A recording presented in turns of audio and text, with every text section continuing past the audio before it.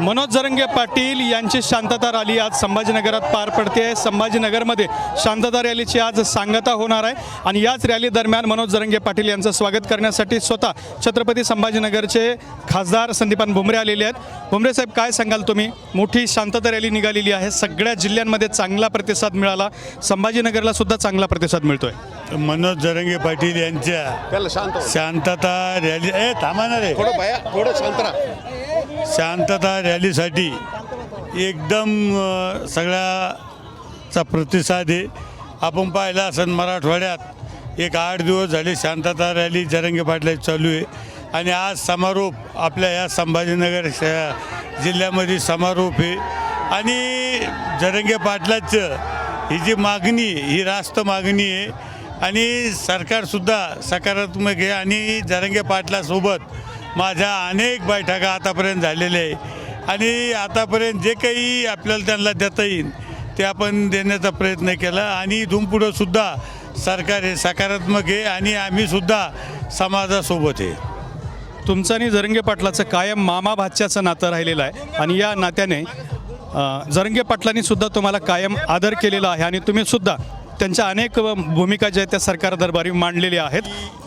मी आतापर्यंत जरंगे पाटलाच्या ज्या काही भूमिका आहे ह्या सरकारपर्यंत मांडलेल्या आहे आणि स्वतः जरंगे पाटलाचा जे काही मागणी असेल शिष्टमंडळासोबत एक मिनिट थांबणार आहे, शिष्टमंडळासोबत मी आतापर्यंत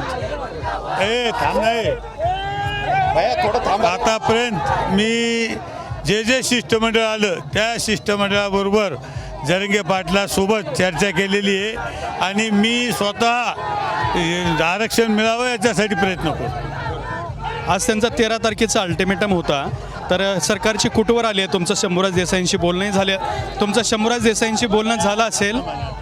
त्याला शांत करा, थोडं शांत राहा.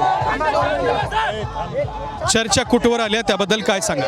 चर्चा कुटवर आल्या आज 13 तारखेचा चर्चा आता मागच्या 2-4 दिवसापूर्वी थांबणार आहे. थांब ना 2 मिनिटं थांब. 2 मिनिटं थांब ना. 2 मिनिटं थांब.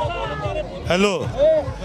चर्चा ही आतापर्यंत अनेक वेळा चर्चा झाली आणि स्वतः मी 5-6 दिवसापूर्वी जरंगे पाटला संघ 11 वाजेपर्यंत मी स्वतः चर्चा केली आणि स्वतः थांबना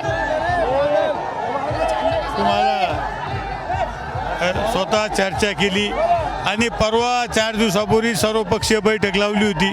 पण आपल्याला माहिती आहे विरोधी पक्ष त्या बैठकीला आले नाही आणि विरोधी पक्षाला राजकारण करायचं, त्यांना कुठंही आरक्षण मिळून द्यायचं नाही हे स्पष्ट झालेलं आहे.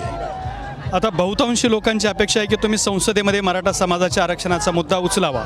आम्ही मराठा समाजासाठी मुद्दा उचलणार आहे. आता अधिवेशन सुरू होणार आहे, याच्यामध्ये सगळेच मराठा समाज आरक्षणासाठी मुद्दा उचलणार आहे.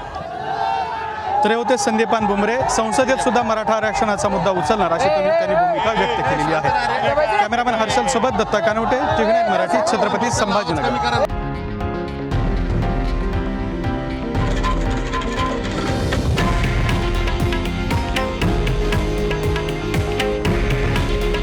हे आहे देशातील नंबर 1 न्यूज नेटवर्क आणि आपण पाहत आहात TV9 मराठी. काळजी तुमची, हित महाराष्ट्राचं.